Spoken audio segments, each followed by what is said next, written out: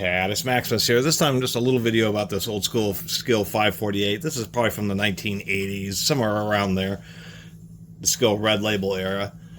Really like Skil's tools, but they're always known for the Skil saw. And what I always found a little bit strange about Skil Corp in general, all the way up until the early 90s when they teamed up with Bosch and then ended up getting bought out by Bosch, was that they focused so much on that namesake product, the worm drive Skil saw, and seems like almost all their other power tools just weren't on quite the same level. Skil seemed to think that the Skil saw was their Cadillac product, and so it had the Cadillac build quality.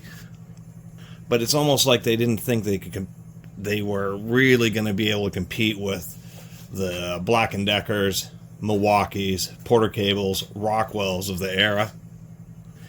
And Makita was really coming up in the late 70s and in the 80s. And so they made what I would say would be like Craftsman professional grade tools besides the Skil saw. And I own a variety of their drills up through 3/4 inch drills, little 3/8 drills, seen various of their routers.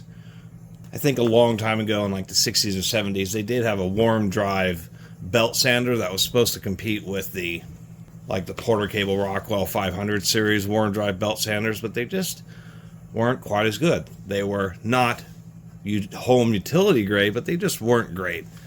And this router kind of exemplifies that. I'm stoked to have picked it up.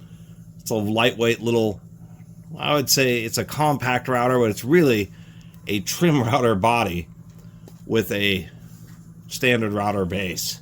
Interesting that you have a couple lines to demarcate the center line of the spindle, but it's missing some things. There's a couple of, like that lower bearing, it is rubber sealed, and the bearings are good in this. This thing's like brand new, but it's exposed, and a lot of sawdust builds up right there and can work its way past the spindle bearing. If we look, we can see that spindle itself just isn't particularly thick, so indicating a bit of a smaller bearing. Just a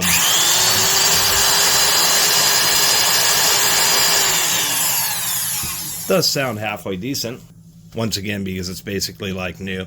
And I do like this feature where it does have a built-in spindle lock. You need one wrench, but you don't need two wrenches, so I thought that was a neat idea, although I can imagine this thing making quite the racket and quite the buzz.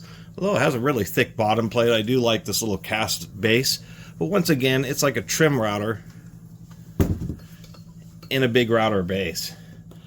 Now this has a 3.8 amp motor at 27,000 RPM. This is the little Porter Cable, I think this is the 3102. This also is 3.8 amps. Surprisingly enough, this thing's a little bit more compact than the Skil, but still weighs just a little bit more. Has big brushes. That's what these big protrusions are, is the handle, the larger and longer, physically longer, as well as longer lasting brushes. I think this still has the original power cable on it, American made as well. But to give you an idea of the comparison, is a 3.8 amp little router is a laminate trimmer in the Porter Cable world. And if you're going to use a miniature compact router, then it would have been the 1002, the colloquially termed R2D2 routers, which are 6.5 amp, a lot slower, 22,000 RPM, but these are actually just torquey little compact routers for running smaller bits. That's the whole reason these things even existed. They had a lot of mass, so they had a little bit less chatter and smoother cuts, but you just didn't have the height of bigger routers. And so this is what Porter Cable would consider a compact router, or it used to be. I don't think they make any of these legacy tools. And so that kind of evidences what's going on with the Skil. It's just a little bit cheaper. I mean, I did pick it up. I do like having an old Chicago, Illinois made, American made router, but they're just straight up calling this a half horsepower router, and it does come up a little bit short. Make sure I got it unplugged here. And one thing that I was kind of noticing on the top of this, I was like, oil. And there's a bit of a disappointment here. If we look at there's two disappointments, as a matter of fact. I'll show you them. I'll pop this off. First, it isn't metallic brush guides. They are Bakelite brush guides. These are the same type of brush guides that are used in a lot of like just home utility grade Black & Decker drills. Those infamous orange, tan, gray, silver, just all these different colors of those home utility Black & Decker use the very same brush guides. And that's what Skil's using here, which is just a little bit disappointing because we can see the brushes are relatively short, even though this tool's actually, it's so new that the commutator hasn't even fully broken in. So something else you'll notice here is those commutator bars, here's my finger, they're pretty wide. So what that means is this has a lower power density motor. Let's see if I can't, well, I can't really hold the flashlight and spin it at the same time. Those commutator bars are almost, I wonder if I can do it like this. Here we go. They are almost the same width as the brush. So when they come across, they just are not activating as much area of the windings on the motor. I don't know. I mean, that's one of those things that's the hardest to find on YouTube even, is like real details into electric motor engineering. It's like some dark science that nobody wants to talk about. The true differences between coarse or low count commutators and high count commutators, which are in more professional grade tools. Things like double field windings that are used in Skil's warm dry saws. But if we look down here, you can see that a professional tool has really thin commutator bars. That means there's more, I believe, more conductivity and just more output for a given motor size. But back to that little oil port, we can see, let's get way in here. How about that? A little felt pad. We pull that out. What do we find? A bronze sleeve bearing, which you can get away with on much lower speed stuff, but something that's spinning at 27,000 RPM, that's going to generate a lot of heat and a lot of friction. That's just a fact to these bronze bearings. They are cheaper to use than rolling bearings, and they're much better at lower speed operation. And a router with all the dust and everything, as soon as some of that dust starts getting in there, it just gets burned and starts clogging up that bearing and just kind of makes it a nightmare. And so the little oil thing is, you're periodically supposed to take and put a dab of oil through that hole. I'm actually going to put just a drop right there. There we go, get it spread around. And it soaks into this little felt pad and does two things actually. One, it wets the pad so that it catches dust, but then slowly kind of gives or releases oil into that little bushing there to help give it constant lubrication.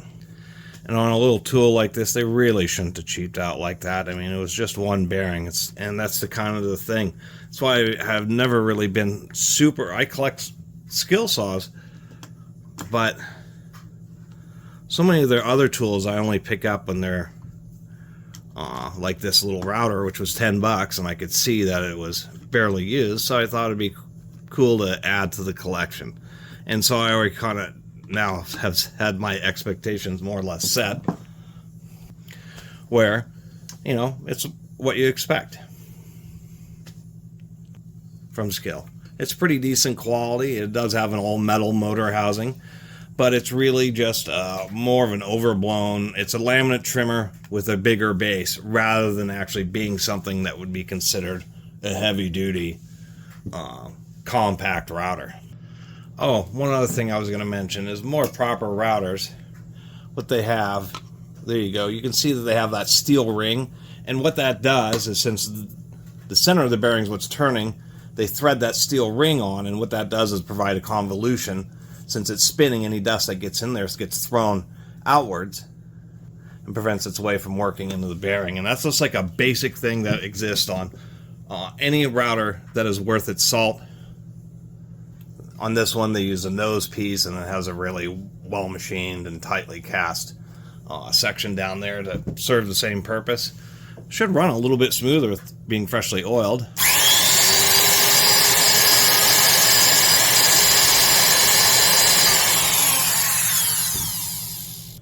So I reviewed a Black & Decker Best series, which is like their better home utility grade, and that's essentially how this was built. I mean, if we take a listen to this Porter cable, which is indeed 2 ball bearings, is that so much to ask? This has the same power motor.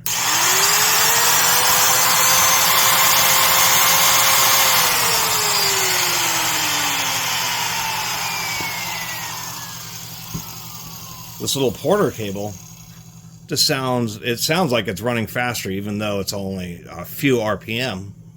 It just sounds like a more serious tool, even though these both have the same rating motor. So anyway, I think this is kind of neat. I mean, it does accept router template bushings.